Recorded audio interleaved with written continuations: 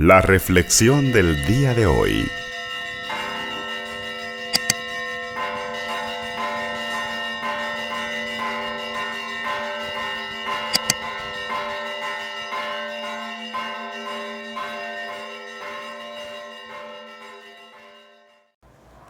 En aquel tiempo Jesús fue a su tierra en compañía de sus discípulos. Cuando llegó el sábado, se puso a enseñar en la sinagoga, y la multitud que lo escuchaba se preguntaba con asombro: ¿dónde aprendió este hombre tantas cosas? ¿De dónde le viene esa sabiduría y ese poder para hacer milagros? ¿Es que no es este el carpintero, el hijo de María, el hermano de Santiago, José, Judas y Simón? ¿No viven aquí entre nosotros sus hermanas? Y estaban desconcertados. Pero Jesús les dijo: todos honran a un profeta, menos los de su tierra, sus parientes y los de su casa. Y no pudo hacer ahí ningún milagro. Solamente curó a algunos enfermos imponiéndoles las manos. Y estaba extrañado de la incredulidad de aquella gente. Luego se fue a enseñar en los pueblos vecinos. Palabra del Señor.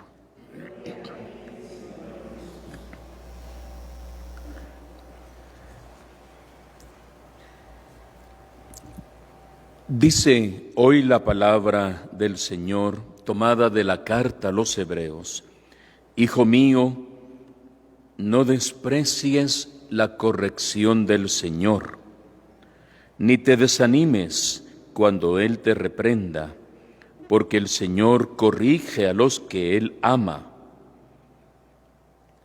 Es una verdad fundamental en nuestras vidas. Y es que continúa diciendo incluso el autor de la carta a los Hebreos, conociendo muy bien nuestra naturaleza humana: es cierto que de momento ninguna corrección nos causa alegría, sino más bien tristeza. Y hay que ser honestos en este sentido. Si nos preguntan, ¿a quién de nosotros les gusta ser corregido? ¿A usted le gusta que le corrijan? ¿Usted que es hija, usted que es hijo, le gusta que le corrijan sus papás? Y todavía le dicen: mire, mijo, le voy a decir algo, pero no se va a enojar. No, yo no me enojo. Y todavía diera la impresión que no es bien aceptada la corrección. Pero es una corrección que pudiéramos verla en tantos planos de la vida. Corrección fraterna entre amigos, entre compañeros de trabajo, entre esposo y esposa, llamadas de atención, llamadas al orden, llamadas a corregir algunas situaciones, algunos comportamientos, algunas actitudes no correctas o tal vez no saludables, para fomentar una sana convivencia, una hermosa armonía en el hogar. Pudiéramos seguir buscando en los otros ambientes donde nos desenvolvemos, ver diferentes episodios de nuestras vidas, y vamos a ver que realmente a ninguno nos gusta que nos corrijan. ¿Por qué? Porque cuando nos corrigen, ordinariamente es para tocarnos un punto que no nos gusta, o que de alguna manera no ha sido bien transmitido. De repente estamos haciendo algo bien, pero la otra persona no lo capta así, y puede tener el deseo de decirnos: mira, esto no es así, y uno puede saber que tiene incluso la razón. Y qué importante es ejercer la humildad. Si la otra persona nos está corrigiendo, pues oír. No perdemos nada con oír una sugerencia, una recomendación, y luego cada quien puede tomar las previsiones necesarias. Y esto que pasa en el campo humano, también en el campo de nuestra relación con Dios, dice el autor de la carta a los Hebreos, también se da. Dios, hemos dicho en el Salmo responsorial, el Señor es bueno, Dios es bueno, el Señor nos ama, Dios nos ama y Dios nos corrige, como un papá, una mamá, que si corrige al hijo o a la hija, no es por maldad, es porque quiere algo bueno, algo mejor. Considera que su hijo o su hija es capaz todavía de trascender y dar no solamente un paso, sino muchos pasos más positivos en la vida. Y Dios también nos corrige de muchas maneras, insospechadas muchas veces. Lo hace por amor, lo hace porque tiene por cada uno de nosotros una preocupación incansable. Pudiéramos cada uno pensar y evaluarnos y recordar en qué momento Dios me ha corregido a mí o cómo me ha corregido Dios a mí en algún momento de mi vida. Y vamos a caer al primer punto con el que empezamos la reflexión. Dios mismo nos puede corregir a través de nuestros superiores.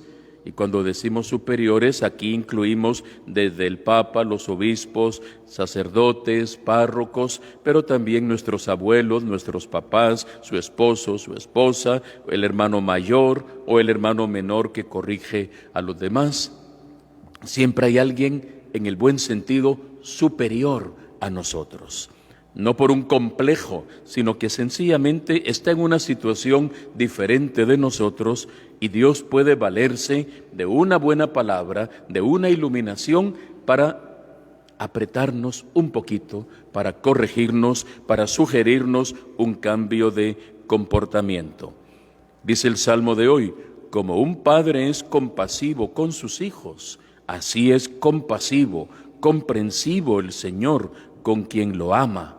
Porque Él sabe de qué barro estamos hechos, porque Él nos hizo. Y debemos ser moldeables, manejables, como la vasija dice en manos del alfarero. Dios nos va modelando, Dios desea hacer de nosotros algo extraordinario. Ninguno es una hechura ya terminada. Recuerdo en este sentido a San Juan Bosco, cuya memoria acabamos de celebrar a fin de mes de enero. Se cuenta entre sus anécdotas que había uno de sus discípulos más pequeños, Santo Domingo Sabio, que un día llegó a donde estaba el sacerdote, San Juan Bosco, y le dijo, mire padre, yo soy un pedazo de tela nueva, haga de mí un buen traje para que habite el Señor.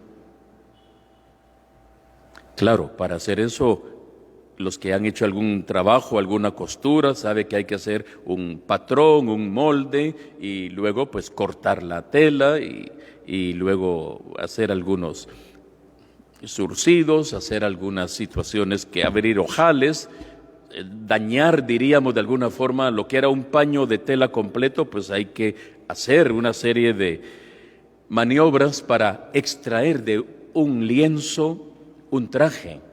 Y decía Domingo Sabio, Padre, yo soy una tela nueva en sus manos, haga de mí un traje nuevo para que habite el Señor. Dios quiere, hermanos y hermanas, seguir haciendo maravillas en su vida y en mi vida.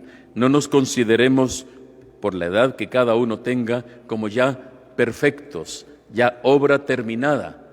Nadie está todavía terminado, somos todavía sujetos de transformación, porque Dios quiere que sus hijos sean buenos, santos y perfectos. Y hasta el último momento de nuestra vida podemos seguir creciendo en santidad, en perfección.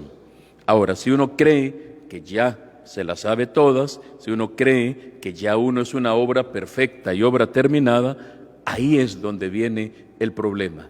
El día en que Dios nos corrija, se resquebraja todo, se rompe todo, porque creíamos que ya lo sabíamos todo y luego nos damos cuenta que estamos todavía aprendiendo, que vamos de camino, que somos solamente peregrinos en esta tierra y que vamos aprendiendo en esta lección ininterrumpida que se llama vida en este mundo.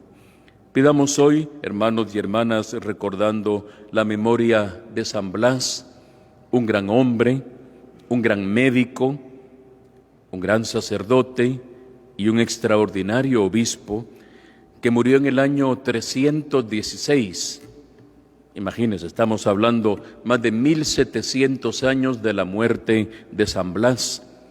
Y si recordamos con tanto tiempo de distancia su memoria, es porque su testimonio fue impactante para toda una generación. Murió decapitado, le cortaron la cabeza por amor al Señor.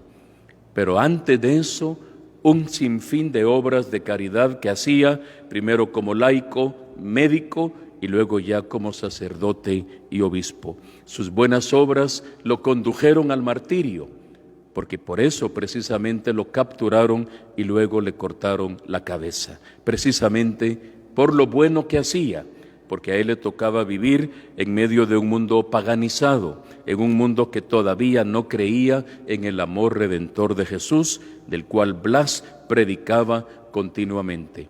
Por eso, para acallar su voz, le cortan la cabeza. Y por eso, entre otras cosas, San Blas se ha convertido en patrono de los otorrinolaringólogos, por ejemplo, y también patrono de todos aquellos que sufren alguna enfermedad en la garganta, partiendo precisamente de un milagro en el cual había un niño enfermo que se estaba asfixiando por una espina de pescado que se le había quedado atravesada en la garganta. Blas hizo una oración por él y el niño inmediatamente quedó curado.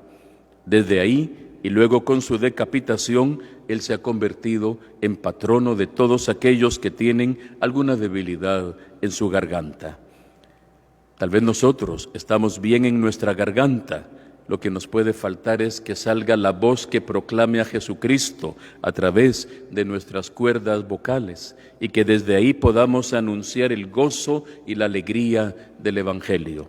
Que San Blas hoy nos haga el milagro de que de nuestra garganta solamente puedan pronunciarse palabras buenas, palabras edificantes, testimonios que conmuevan y que puedan consolidar la vida y la fe de aquellos que nos rodean, para que podamos seguir, como dice el autor de la carta a los Hebreos, animándonos, para que ninguno, dice, pueda convertirse en una raíz amarga, en una planta amarga que hace daño y envenena a los demás. Qué gran experiencia tenía el autor de la carta a los Hebreos. Probablemente en su comunidad había gente que con sus palabras dañaba y perjudicaba a los demás. Por eso dice que nadie sea como una planta amarga que hace daño y envenena a los demás. Que nosotros seamos plantas buenas y que de nuestros labios y de nuestra boca, por intercesión de San Blas, puedan salir siempre palabras edificantes para aquellos que nos rodean. Que así sea para todos nosotros.